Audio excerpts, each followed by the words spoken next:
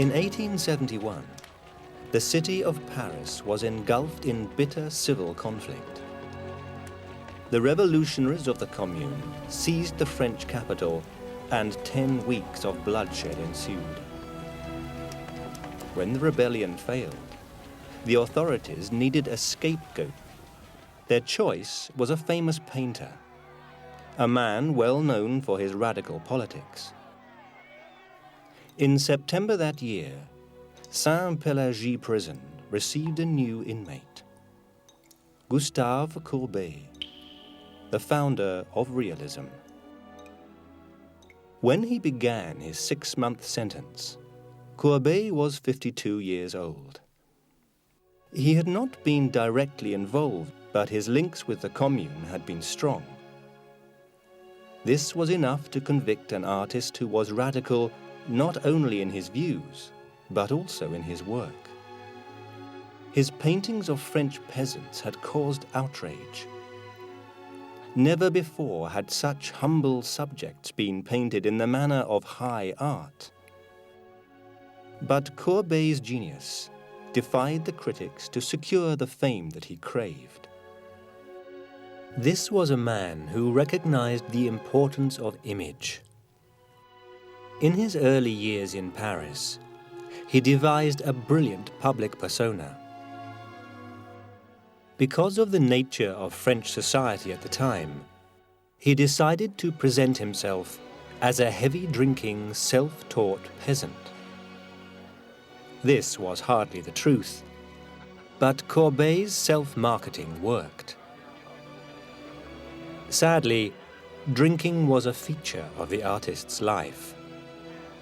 In his later years, the effects of alcohol and government persecution forced him into a sick and miserable exile. But in his 58 years, he created a body of works that stand as landmarks of 19th century art. Courbet was really the first artist to boldly proclaim that art should be about the here and now, and that the only genuine subject matter of art should be the artist's own experience. Probably Courbet's greatest achievement was to emphasize that the painting of the everyday was important, and not just that it was an interesting subject, but that it was as important as any other kind of painting.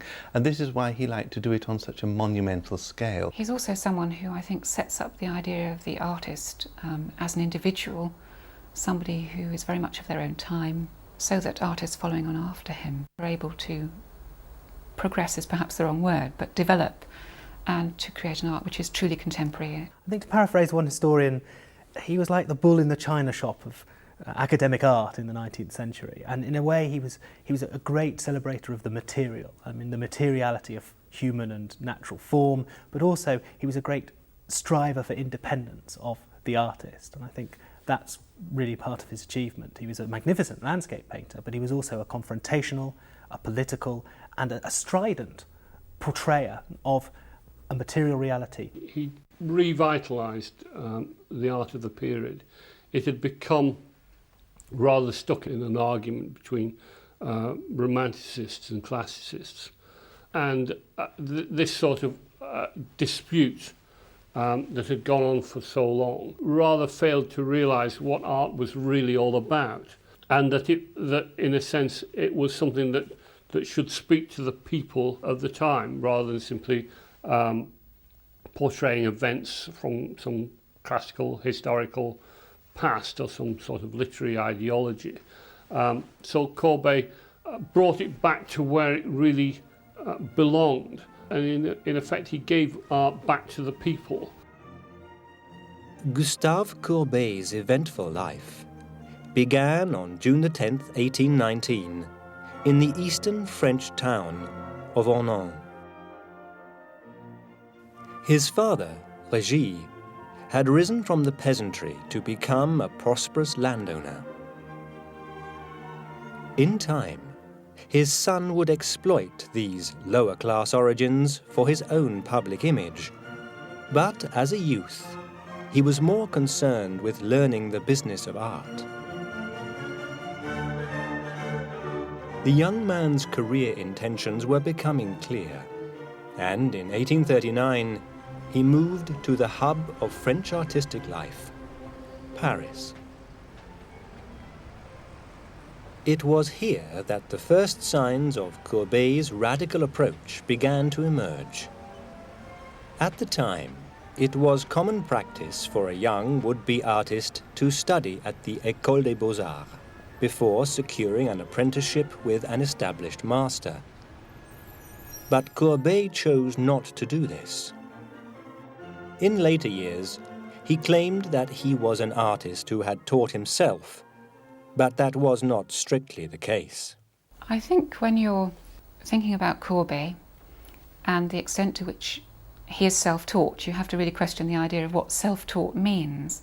In technical terms, he was certainly trained, because at Besançon he attended the academy. He was a student of Flagelot.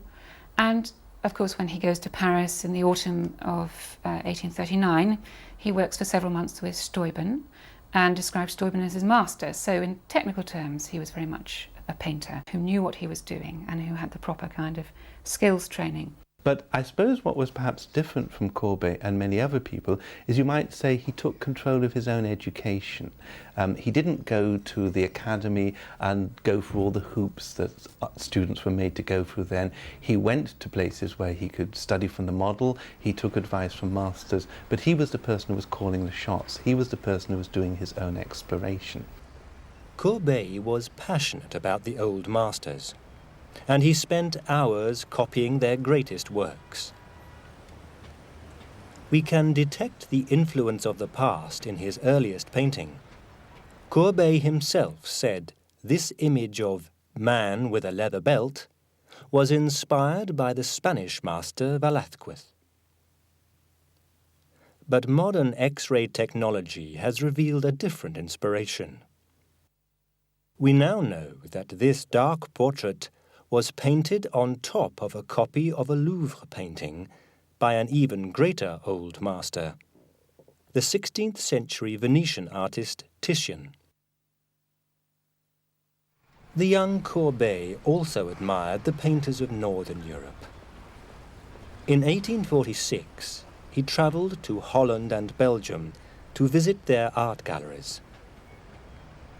Courbet's genius was to take influences from the past and mould them with his own artistic spirit into great masterpieces.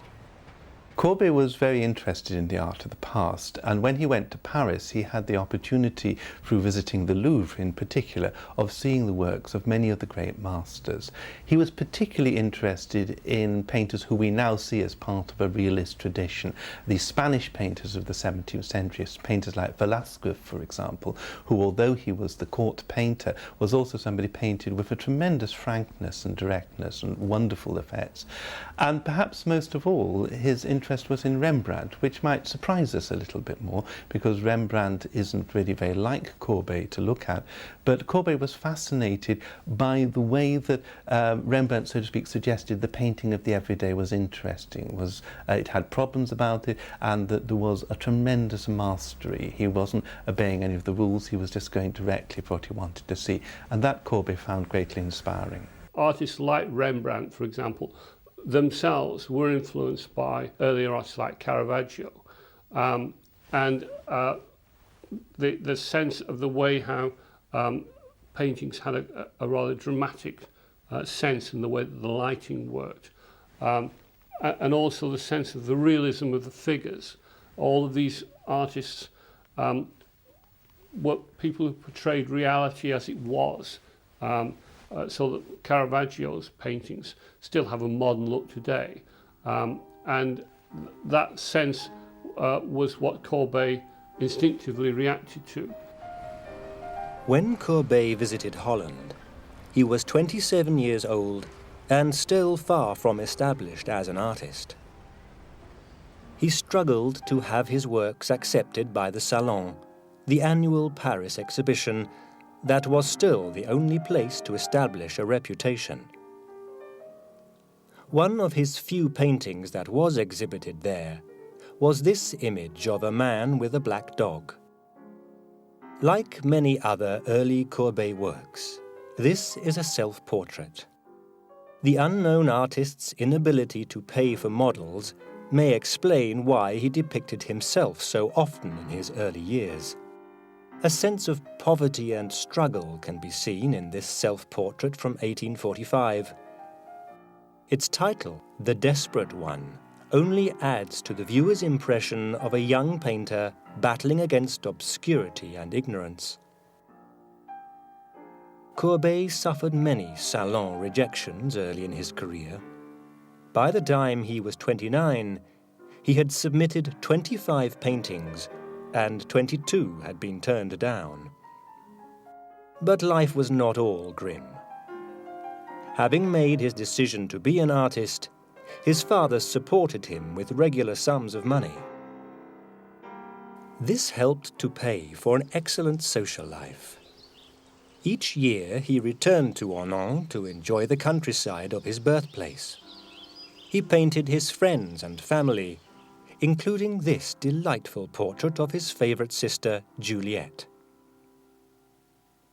Courbet wasn't lonely in Paris either. He began an affair with a woman called Virginie Binet. In 1847, she bore him an illegitimate son, Désir, but the couple never married. Courbet also made many friends in Paris's cultural and intellectual community. These included Charles Baudelaire, a well-known poet who sat for this Courbet portrait around 1847. Baudelaire and Courbet were just two of a group of men who met regularly at a night spot called the Brasserie Anglaise. Others included the anarchist philosopher Pierre Proudhon and the writer Jules Champfleury. At the Brasserie, this group of friends discussed a new approach to the political, intellectual, and artistic issues of the day. In time, their meeting place would become known as the Temple of Realism. The Brasserie Anglaise was very convenient for Courbet because it's practically next door to his studio. But it did become the meeting place for many writers and also politicised figures who felt that society needed a change via democracy and egalitarianism. It's a very chaotic world. It's a very noisy, argumentative world. It's full of people with very different views who are bouncing ideas off one another. And in the middle of it, you have Courbet, this noisy, very opinionated figure. And out of that evolves a particular, I suppose you might call it socialist view, although again it's very varied, one which is very anti-institutional, and one which is looking back, I suppose, for something which is natural, which is true. Courbet's role, I think, in the Brasserie Anglaise was one in which he was really a pivotal figure. The Brasserie Anglaise was a vibrant centre of radical opinion. We might call it a bohemian establishment. It was now that Courbet began to establish his public persona, that of the pipe-smoking, beer-swilling peasant, the radical thinker fighting against poverty to succeed as a self-taught artist.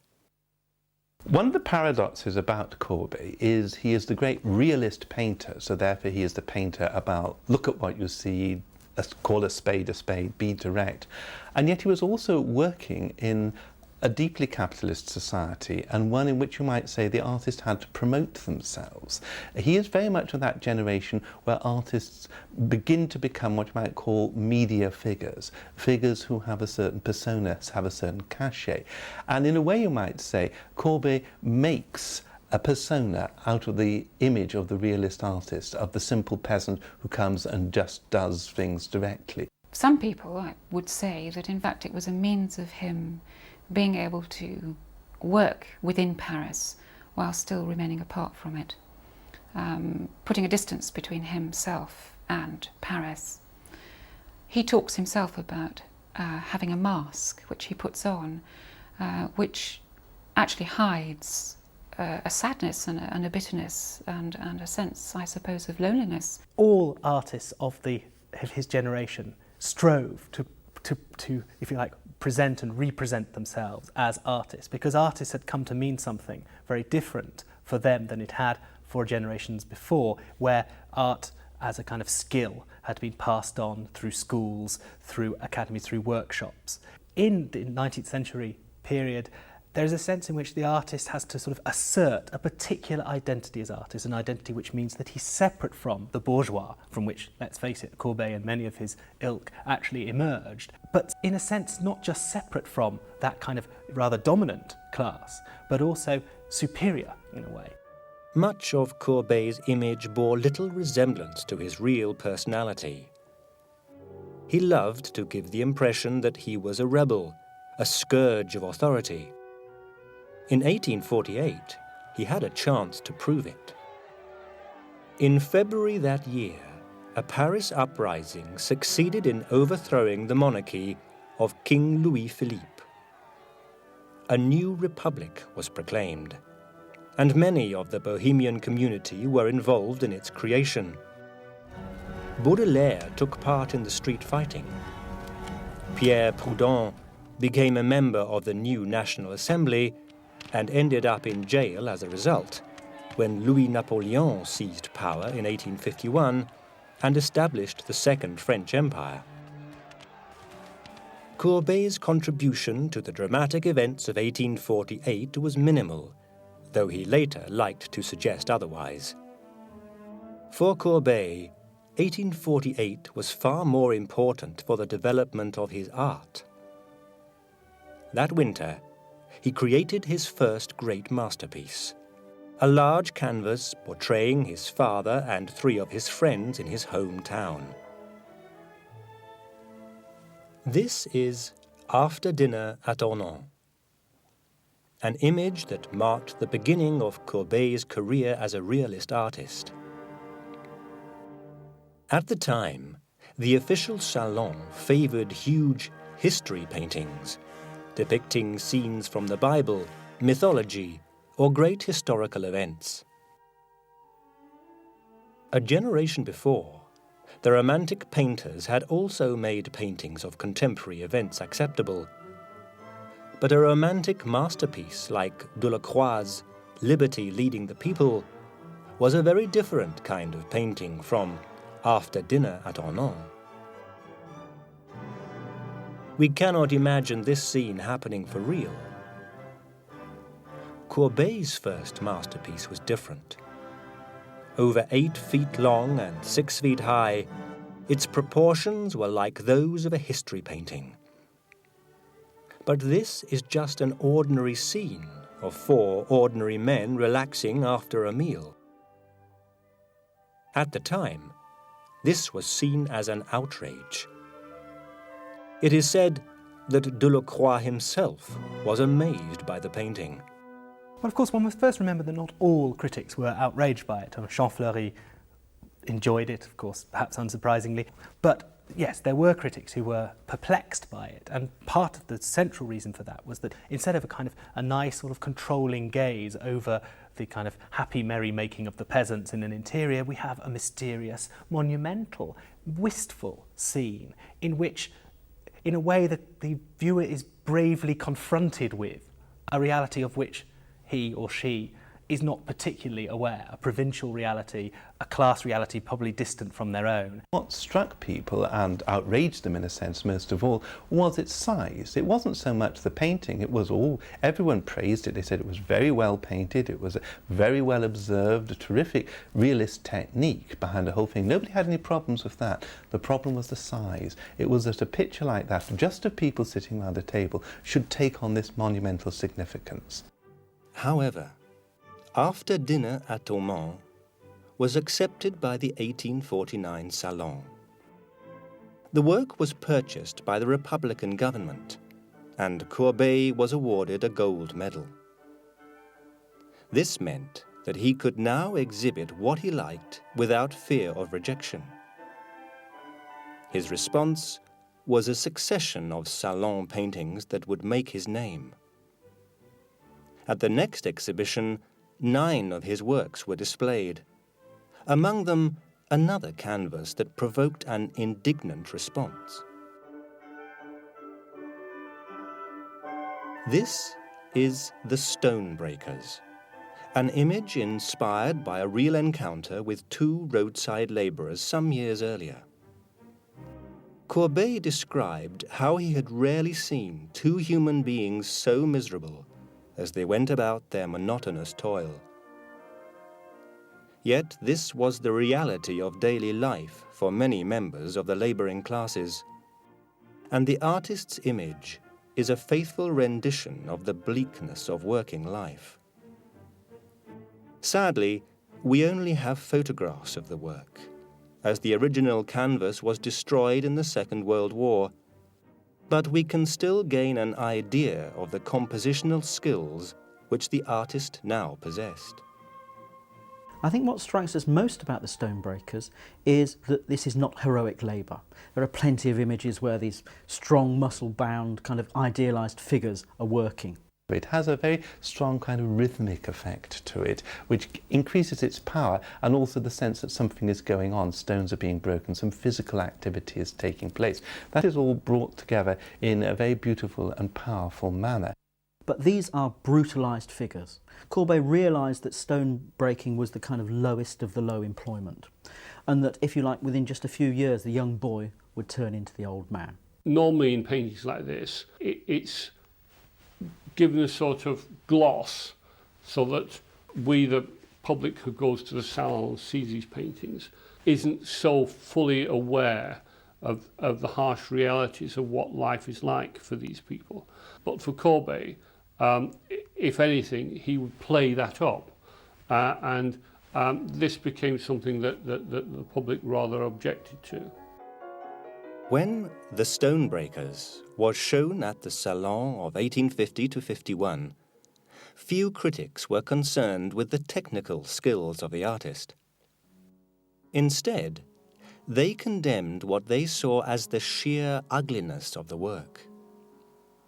This peasant scene also provoked a negative reaction. Critics were simply not used to canvases depicting peasant life as it actually was. But of all Courbet's contributions to the 1850-51 Salon, none provoked a greater storm than this monumental canvas, The Burial at Aumont. Its size was overwhelming, 22 feet wide by 10 feet high. Yet this is no majestic scene from history. Instead, we see a simple funeral in the artist's hometown. We know that these are images of real people. When the citizens of Aumont heard of Courbet's plans for the canvas, many begged him to include them in the image. Those that the artist did include were painted life-size. The Burial at Aumont was derided for its apparent ugliness. The two beadle figures cut an especially unimpressive figure. By painting on such a huge scale, Courbet raised the status of the common people at a time when many in the ruling classes feared the potential power of the peasantry. But, as with The Stonebreakers, the modern viewer may choose to consider the technical features of the painting. The sombre, restricted palette and the unusually flat picture plane are recurring features of Courbet's work. It is very noticeable that many of Courbet's paintings have the figures very close to the picture plane, almost spread across as if in a frieze. Now, it seems to me that this is possibly something to do with his kind of imperfect training. He wasn't very strong at creating perspective with figures interspersed in depth. Courbet was always criticised for the flatness of his pictures, and many of the cartoons of the day emphasise this in particular. Now, I think one has to make a distinction here between what we might call flatness in the sense of lack of spatial depth being shown in a picture, sort of lack of vistas, and flatness in the sense of lack of volume. Courbet's figures have a lot of volume. They're very three-dimensional. They're almost sculptural, and that solidity comes through. And I think in a way there are two things going on here. One is that he is wanting to emphasize the monumental, the sculptural, by not making his space too deep so that you're aware of the solidity of the figures as they lie along the plane. The other is perhaps more of a cultural point. He was very much influenced in popular art. And he was interested very much in the textures of the clothes that they wore, the implements that they used, the way they interacted with each other as people. And the landscape itself was simply a background, as far as he was concerned, to that particular image. We may now see this amazing canvas in purely artistic terms, but there is no doubt that it was the artist's political views that intrigued many at the time.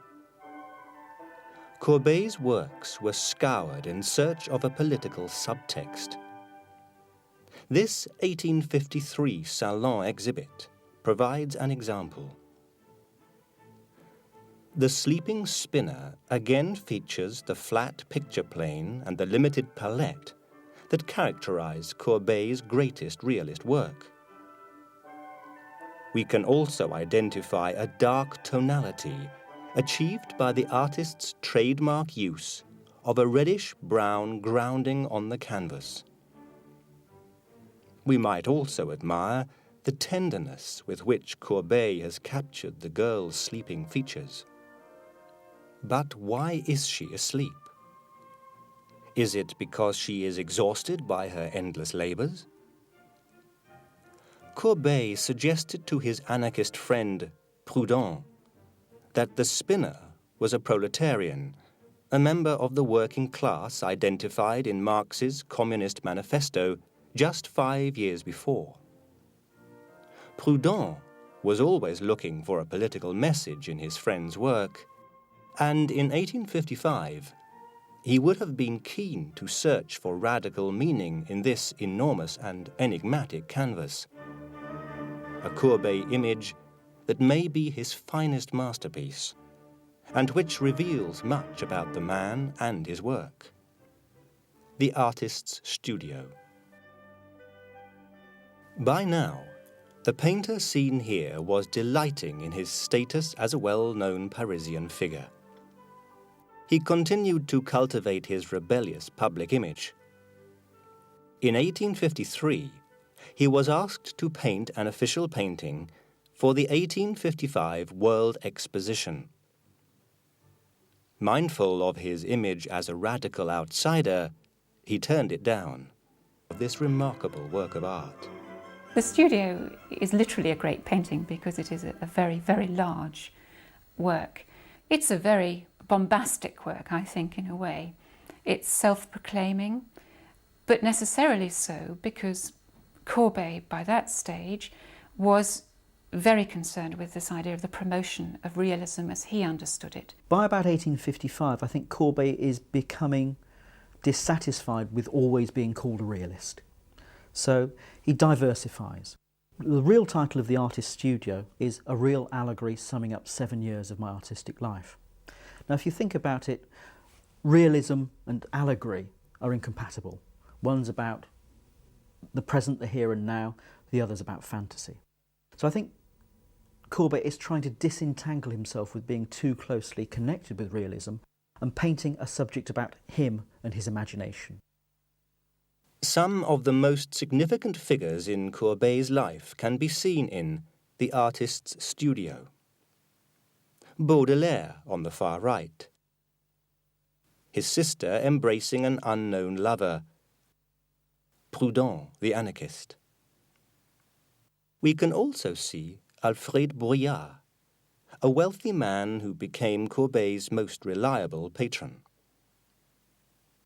By the time this great canvas was displayed, Bruyas had already purchased The Sleeping Spinner, as well as this canvas, another image which shocked conservative critics at the Salon of 1853.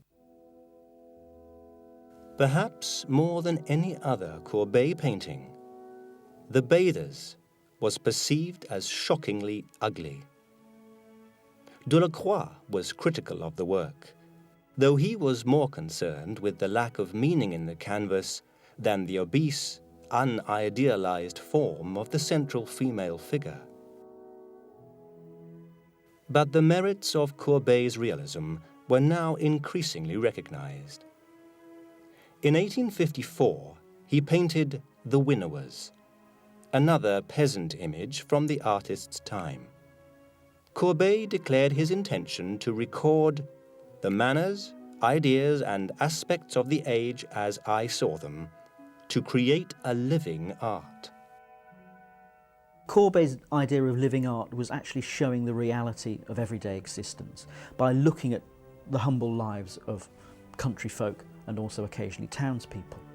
Looking back on it now, we can see that it was, in a sense, a pivotal movement.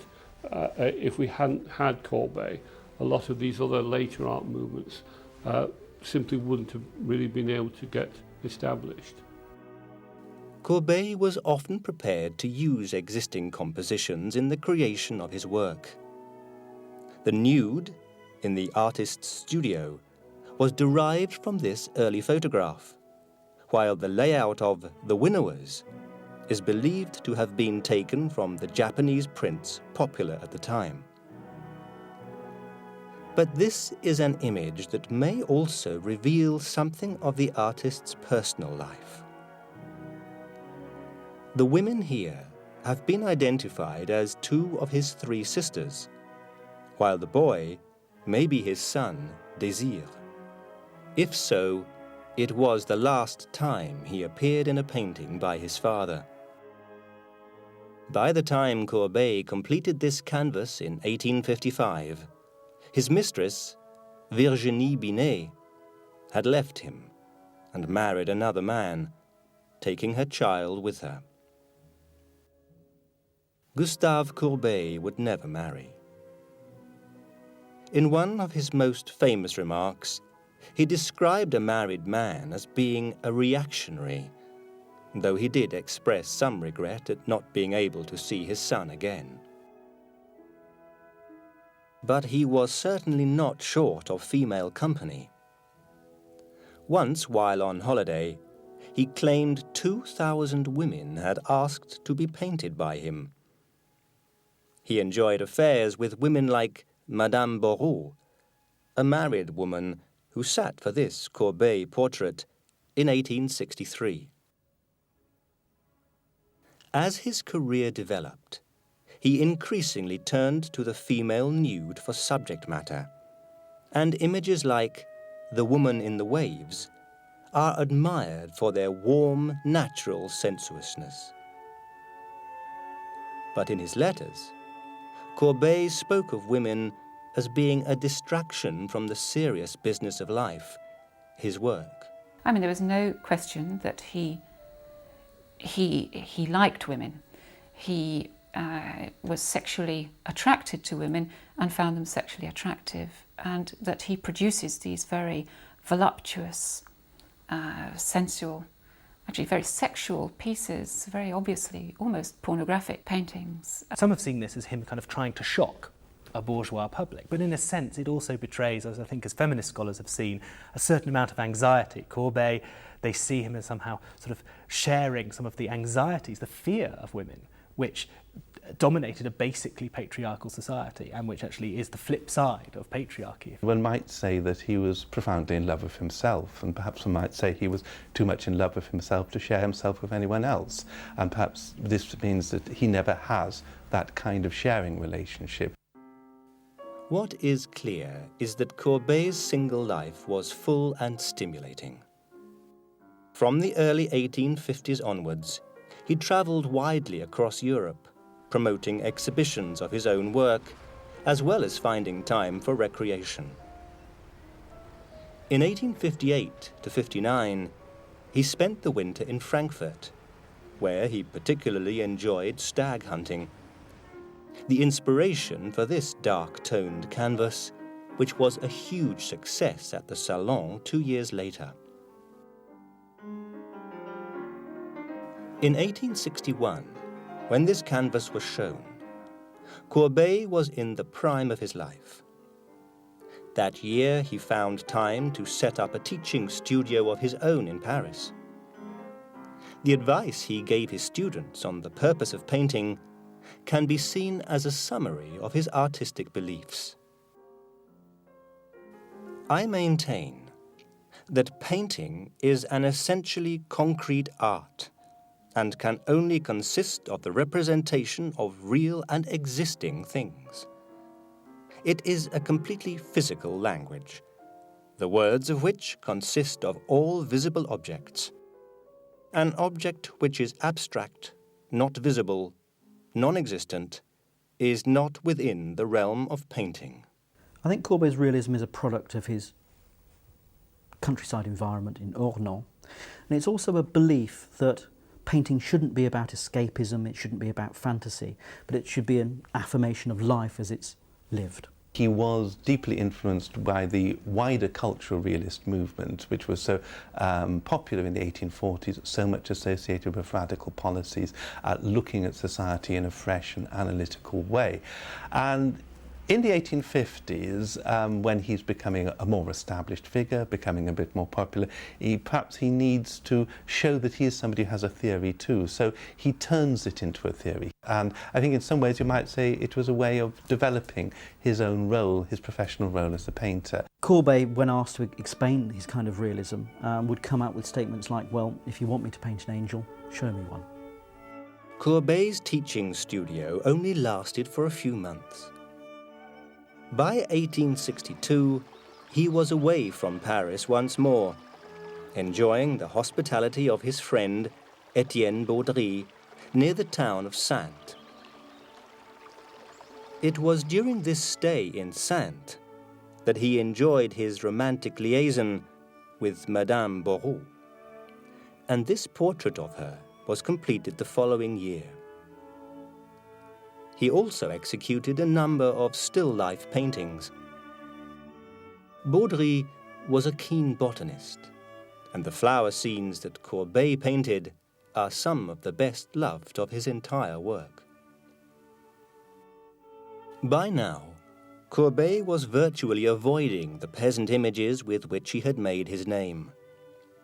Increasingly, he turned his hand to genre painting. Nudes, such as Woman with a Parrot, took up much of his time. It was a huge success at the 1866 Salon, and surviving letters prove that the artist was ecstatic with the acclaim his work received. He also painted landscapes, and his portrait commissions included this striking 1865 image of Monsieur Naudelet, the Elder. His work continued to grow in popularity. But many critics now feel that Courbet's later genre work does not reach the artistic heights of his earlier masterpieces. When he painted the Artist's Studio, Courbet, in a sense, came to the peak of his career. You might say this is the way in which he developed most as a programmatic painter, a painter of large-scale realist subjects which were groundbreaking by giving an importance to subjects that they had not had beforehand. His technique evolved in landscape painting and figure painting throughout his life, and I think it's to sort of see him only as of interest and excitement up until 1855 is to rather underestimate the complexity and the variety of his work after that time. One man who felt that Courbet's later work was in decline was a then struggling young artist from Le Havre. His name was Claude Monet. The two men were acquainted, and Monet may have been aware of Courbet's increasing problems with alcohol in the late 1860s. But in the final year of that decade, as Monet and Renoir gave birth to Impressionism at La Grenouillère near Paris, Courbet was on the Normandy coast at Étretat. The old realist master was not finished yet. That summer, he painted a series of canvases that proved that his artistic powers were still intact. Once again, he turned his attention to genre work, in this case, seascapes. Like other artists before and since, he was inspired by the rugged cliffs and coastlines of the Étretat region. The results were some of the best images of his later career. This canvas, entitled "The Cliff After the Storm," gives us a flavour of Courbet's seascape work. The cliffs at Étretat had this very famous geological feature, this rock arch, and Courbet captures that, but he also captures the effects of the weather, so the change in the weather after this great storm and the kind of cleansing effect that the good weather's having on the environment. You could be standing on that beach, you could be sensing the sea air, you could be hearing the sound of the waves, because you are brought close up to the sea itself, and that is the main subject of the painting.